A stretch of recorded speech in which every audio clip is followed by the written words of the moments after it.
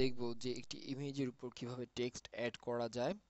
আমরা জাস্ট টুল বক্সে এসে টেক্সট সিলেক্ট করলেই মূলত আমরা টেক্সট অ্যাড করতে পারবো এবং এই টেক্সটটি মূলত একটি ডিফারেন্ট লেয়ারে হবে। আমরা যখন এই ইমেজ কন্ট্রোল প্রেস করে জুম করে আমরা এখানে যখন ক্লিক করলে মূলত আমরা লেখার অপশন পাবো। টেক্সটের জন্য যে কালার তা ব্ল্যাক রয়েছে এবং এরিয়াল ব্ল্যাক, ফন্ট ইটালিক রয়েছে এবং পয়েন্ট রয়েছে। আমরা এখানে যদি ডিজাইন কিছু একটা লিখি,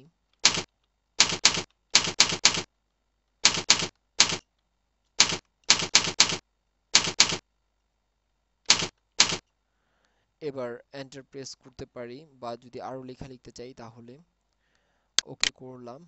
এবার আমরা মূলত লেখাটিকে বিভিন্ন অবস্থানে আমরা ইচ্ছে করলে প্লেস করতে পারবো। আমরা যদি এই অবস্থায় আমাদের টেক্সট লেয়ারটি সিলেক্ট থাকা অবস্থায় যদি আমরা এখানে টেক্সট টুলসটি সিলেক্ট করি তাহলে মূলত আমরা ফন্ট চেঞ্জ করে নিতে পারবো। এরিয়াল এমটি দেই, ইটালিকের জায়গায় রেগুলার করে নিতে পারি বা অনলি বোল্ড করে নিতে পারি এভাবে। আবার অ্যারো পয়েন্টার নিয়ে আমরা মূলত লেখাটির প্লেস করে নিতে পারি। আবার টেক্সট নিয়ে জাস্ট টেক্সটের সাইজ নির্ধারণ করতে পারি এভাবে। ইভেন টেক্সটের কালারও আমরা সিলেক্ট করে দিতে পারি। আমরা যদি ব্লুইশ কালার সিলেক্ট করি তাহলে আমাদের টেক্সটটি ব্লু কালারের হবে, বা আমরা যদি গ্রিন কালার সিলেক্ট করি তাহলে আমাদের টেক্সটটি গ্রিন কালার হবে। এভাবে মূলত আমরা আমাদের টেক্সটের কালার চুজ করতে পারবো এবং টেক্সটকে বিভিন্ন অবস্থানে অবস্থান করাতে পারবো আমাদের পছন্দনীয় জায়গায়। এভাবে মূলত আমাদের প্রয়োজনে যে কোনো সময় ইমেজের যে কোনো অংশে মূলত আমরা টেক্সট অ্যাড করতে পারবো।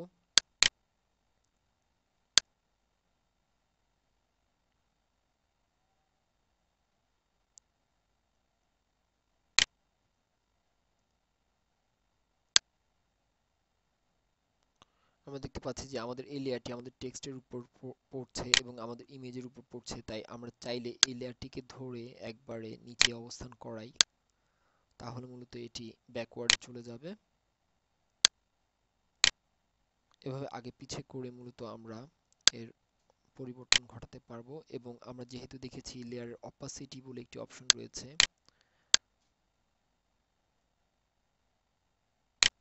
এভাবে মূলত আমরা সিলেক্ট করে ধীরে ধীরে আমাদের ডিজাইন তৈরি করে নিতে পারবো।